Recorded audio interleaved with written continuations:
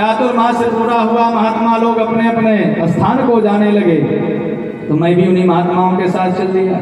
महात्माओं ने टोंक दिया, अरे बेटा कहाँ जाता है, देख तू अपनी माता का इकलौता बेटा है, अगर तू हमारे साथ चला गया तो तेरी माता जीवन भर हमको गाली देगी। ये कोई बेटा था, वो भी महात्मा जी ले गए। बेटा चोर बन जाए, डाकू बन जाए, कुछ भी बन जाए, पर बाबा जी ना बने। ज़्यादा कहीं माला कंठी लेकर के भजन करने लग जाए तो माताओं को इसी बात का डर रहता है कि बेटा बाबा ना बन जाए, और चाहे जो बन जाए कोई दिक्कत नहीं। बोले भक्तवत्सल भगवान की जय हो।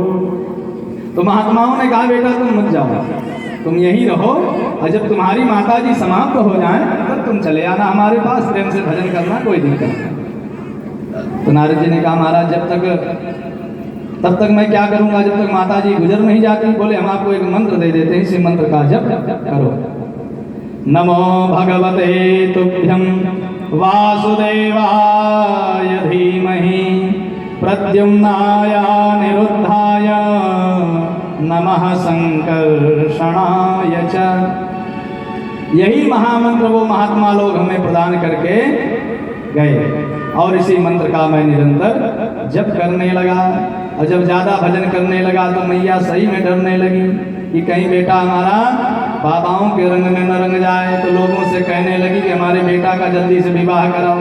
नारद जी बोले फिर हमको और चिंता हो गई कि कहीं अभी माता जी की प्रतीक्षा कर रहा हूँ कि माता जी गुजरे तो भजन करने जाऊँ, और कहीं देवी जी आ गई तो इनकी भी प्रतीक्षा करनी पड़ेगी, और इसी तरह से पूरा जीवन बीत जाएगा। बोले व्यास जी महाराज की, बोले भक्तवत्सल भगवान की जय हो। नारद जी बोले व्यास जी मैं फिर भगवान से निरंतर यही प्रार्थना करता था कि प्रभु कब यहाँ से छुटकारा मिले। तो एक दिन भगवान ने कृपा ही समझो, एकदा निर्गता गेहात् दुहन्तीं निशिगां पथि सर्पोदसत्पदा स्पृष्टः कृपणां कालनोदितः। एक दिन मेरी मैया शाम के समय गैया धोने जा रही थी, उसी समय एक सर्प पड़ा था, उसी के ऊपर मैया का चरण पड़ गया, उसी सर्प ने मैया को काट लिया और मैया जो है भगवान के धाम को चली गई। मन ही मन तो बड़ा प्रसन्न हुआ, पर सबको दिखाने के लिए थोड़ा सा मुंह लटकाया, बाद में संस्कार भी किया, और फिर जैसे संस्कार किया भगवान की कृपा समझ करके उन्हें महात्मा लोग जो उत्तर दिशा की ओर गए थे वही रास्ता हमने भी पकड़ लिया।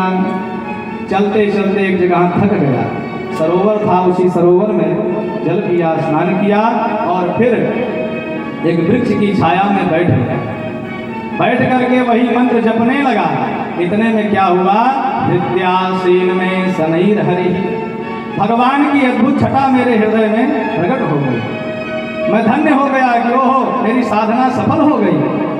मैं खूब प्रसन्न हुआ, और इतने में देखते ही देखते भगवान की वो छवि गायब हो गई। मैं बहुत छटपटाया, बहुत परेशान हुआ, अरे भगवान की छटा गायब कैसे हो गई। फिर से उसी तरह से माला जपा, फिर से भजन किया, पर वो छटा फिर से दोबारा नहीं दिखी।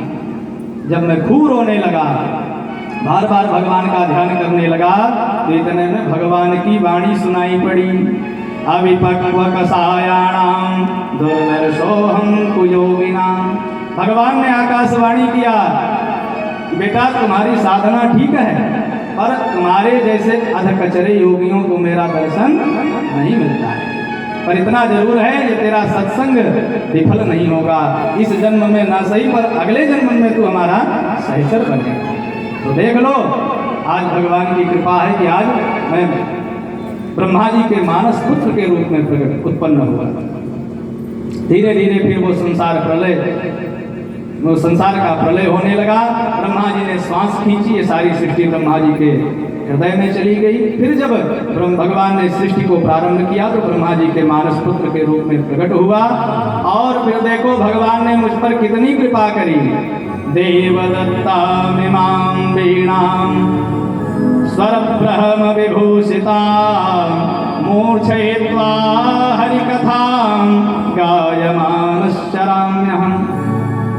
भगवान ने स्वर ब्रह्म से विभूषित ये वीणा हमको प्रदान करी, और इसका ये चमत्कार है कि मैं इस बीड़ा को लेकर के भगवान का भजन करते हुए चाहे देवता की सभा में जाऊं और चाहे दैत्य की सभा में जाऊं, चाहे मनुष्यों के यहाँ जाऊं, सर्वत्र मेरा सम्मान होता है।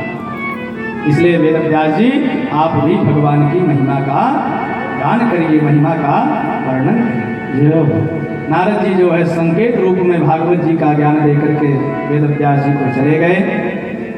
वेदव्यास जी भी संकेत पा करके समझ गए। देखो वेदव्यास जी की भी बड़ी विशेषता है, शास्त्रों में वेदव्यास जी की विशिष्टता का वर्णन किया गया है।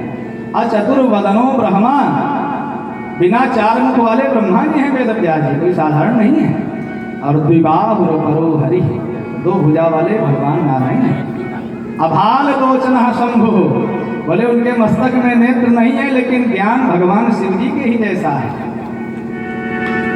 ऐसे हैं हमारे वेदव्यास जी। वेदव्यास जी को भागवत जी का संकेत मिल गया।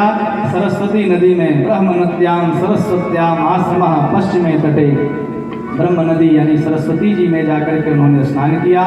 वहीं पर उनका आश्रम था जिसका नाम था सम्याप्रास आश्रम।